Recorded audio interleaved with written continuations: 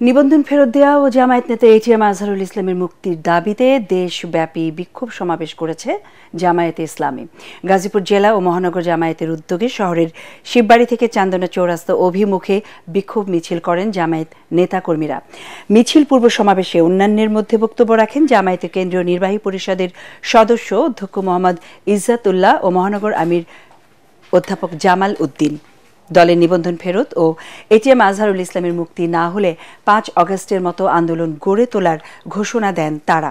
এদিকে দিনাজপুর জেলা শাখার উদ্যোগে দিনাজপুর ইনস্টিটিউট মাঠ প্রাঙ্গণ থেকে বিক্ষোভ সমাবেশ ও মিছিল করে জামায়াত। বিক্ষোভ সমাবেশের অন্যান্যের মধ্যে বক্তব্য রাখেন জেলা আমির অধ্যক্ষ আনিসুর রহমান। এদিকে বিকেলে ঢাকা মহানগরীর উদ্যোগে পল্টন মোড়ে বিক্ষোভ সমাবেশ অনুষ্ঠিত হবে।